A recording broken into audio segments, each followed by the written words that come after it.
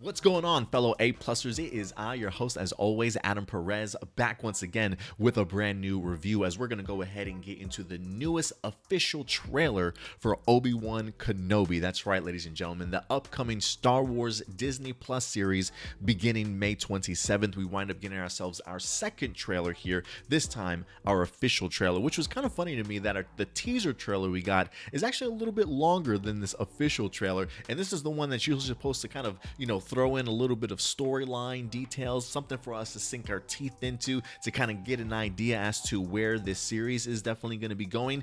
And that's certainly what they delivered upon in here. And honestly, this trailer looks so good, guys. Like, I am so incredibly hyped to see this particular series. I mean, a returning Ewan McGregor playing as Obi-Wan Kenobi, a fan favorite, one of my favorites from the prequels, and of course 20 something years later, the return of Hayden Christensen as Anakin Skywalker / Darth Vader.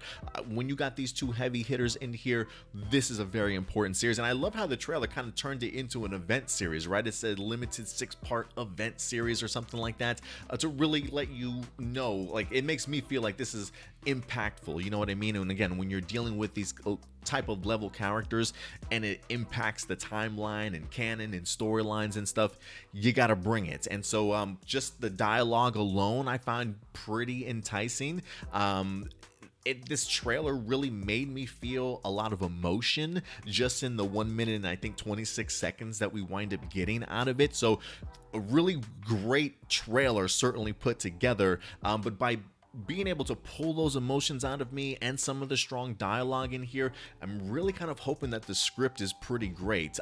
Deborah Chow, direction wise, like visually, this series looks great. I mean, everything tends to really pop on the screen when you look at it. They're really paying very close attention to detail in here, and I think we're gonna get the best Deborah Chow ever. I was definitely impressed with her in her episodes from The Mandalorian in season 1, and the fact that she's helming this entire series and directing it. This is her series. Like, nobody's taking this baby away from her. I think she's gonna knock it out of the park because I've loved what I've seen visually in regards to the trailers in here. But let's go ahead and talk about just some of the storylines, characters that are really jumping out at us in regards to Obi-Wan, right? I mean, this has been 10 years since Revenge of the Sith. If we watched a trailer in here, great hand-to-hand combat skills, can I just say.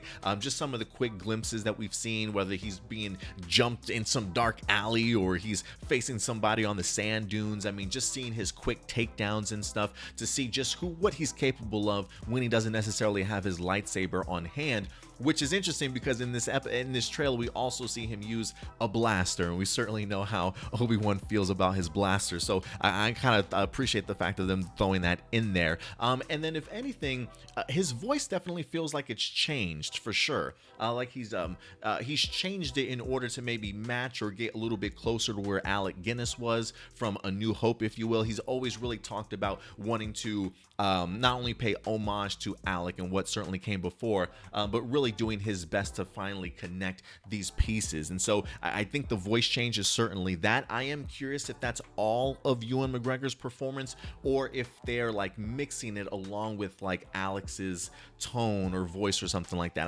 I would be curious to see, but I'm pretty sure it's probably all Ewan McGregor. But I love seeing Obi-Wan in here, his struggle, his plight, and then of course the great shot that I love that kind of gave me chills at the very end when you see just the expression that Obi-Wan Kenobi gives when he hears sort of Vader, if you will, coming to life or like engaging, just that breath, right? Seeing his expression honestly says it all for me, and it's one of those things where this is a conversation I cannot wait to see what happens, right? Just because of the fact of one thing specifically, well, two things specifically. One, again, there are some purists in the sense that when it comes to Star Wars A New Hope, there is a very particular line in there, right? Last time I saw you, I was but the learner, now I am the master. And we kind of assumed that episode 3, with that fight that we saw was a perfect example of that line here. And so, over the years, though, people have certainly said it's, you can kind of look at that particular line in A New Hope a certain way. I'm really excited, but honestly, Ewan McGregor's expression, I know that this was very emotional for both him and Hayden Christensen to come back to these characters and do this after such a long time. So I'm sure they're going to deliver in these moments. But just seeing that moment and then cutting it off, man, that's all I needed to see. I do not even need to see a third trailer in order to get hyped for this. I absolutely love what I'm seeing from Ewan McGregor as Obi-Wan. The interaction real quick between Owen Lars, as well as we got a returning, was it Joel Edgerton, which I'm so glad that they certainly got him back. Obi-Wan talking about the idea of like, they're coming. The Inquisitors are coming. You got to stay hidden or we're not going to survive this. And it feels very tense. I mean, just some of the photos that have been recently released by Entertainment Weekly, you can kind of feel the emotions, especially when I think there's a great shot in there of Reva, one of the Inquisitors, face to face with Owen Lars, right? And so when you hear what Obi-Wan is saying, like they're coming or we're not going to survive, and you think about that confrontation and just that stare down, it's going to get pretty intense. And it's really the idea, like, first off, I also really love just the clashing between Owen. There's a lot of animosity there. Maybe he feels some type of way of just dropping this kid on his doorstep, right? Obi-Wan talking about maybe staying around so that he can eventually train Luke. And I love the line that he winds up giving to him. He says, like you trained his father. Ouch. Like, bro. Like a low blow like that, right? It's like, so yeah, they've been through something, and they definitely have had their fair share of disagreements. And so I would be kind of curious to see what that's like, because once we get the opportunity to see Owen again in A New Hope, he just kind of refers to, Obi-Wan as that hermit. Now, he's still putting on the facade that he doesn't know who he is. But I do wonder if some of that is real animosity, you know what I mean, between those two. So I am really interested to see how it turns out. And yeah, man, that's going to be a fantastic, tense scene. And then last but not least, man, Reva in here. There's something about the way that this actress delivers her lines. Let me see if I believe I have the cast list up. Let me see. I just want to make sure. Moses Ingram gets the opportunity to play Reva in here. Moses Ingram. I'm not familiar with her as an actress, but I can tell you what, man, based off of just the dialogue in here, one of the Inquisitors referencing Obi-Wan saying, look, he's gone, like you're still looking after this guy, he's gone. And you get to see the determination in her voice in regards to she wants to find him. She absolutely wants to find him. And there's a part of me that wonders if maybe Reva's trying to find Obi-Wan Kenobi so badly to maybe get into the good graces of the Dark Lord, Darth Vader himself, to get maybe a little bit closer, you know what I mean? So I am kind of curious as to what's motivating her and why she wants to bring him in as badly as she does. But Moses as Reva in here, it's something about the way that she delivers her lines. It's honestly the conviction and the belief that she has that's just extremely chilling to me. The line where she says, you can't run, Obi-Wan, and there's another one that also says, you can't escape him.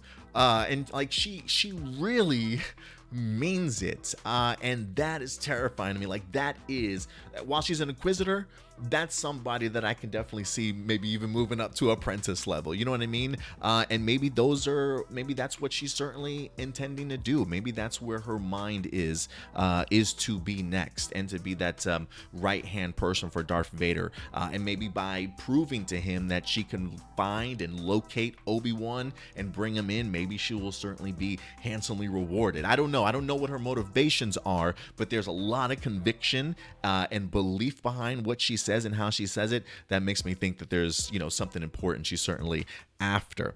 But the Inquisitors do look great. I still feel some type of way in regards to the Grand Inquisitor, but I think where his character design certainly might lack, just based off of this trailer alone, I think it might make up in the performance. I'm not too familiar with who the Grand Inquisitor actor is, but everybody seems to be bringing it and delivering it just from the brief trailers that I've seen. And I certainly don't think that the Grand Inquisitor, whoever the actor is going to be any different. So I'm really hoping the performances, seeing it maybe more in live action, I'll certainly come to feel some type of way about it. But that's really the only thing. Outside of that, the Inquisitor designs look great. The planet designs look great. Whatever that new planet is that we're certainly going on, it just pops when you see it on screen. And then just get an opportunity to see Vader come back together. Yeah, man, Vader's coming, and I certainly can't wait. And then just quick honorable mention, Kumail Nanjiani from the Eternals is certainly going to be in here. I don't know if he's another Jedi or not. It looked like he was briefly kind of wearing some robes, so I don't know if he's like on the run or whatever the case may be. He may be a completely different character for all I know, but it definitely did go ahead and jump out to me when I saw him briefly in this trailer. And I don't know if that's his droid or if there's a cute little droid that we're looking for. For some reason, that droid, if you guys have ever seen, I think it's like a 1980s classic movie. It might be like a cult classic now, I don't know. Batteries Not Included, where it was like the little robot saucers and stuff. That's kind of what this designed character kind of looks like for me. It's pretty adorable, honestly, and I think it might be another fan favorite when we get the opportunity to see Obi-Wan Kenobi. I mean, like, damn, BB-8, Baby Yoda. I'm pretty sure there's probably another baby something, a baby Groot, right? Let's just get ourselves a little baby droid. I think we should be perfectly fine there too.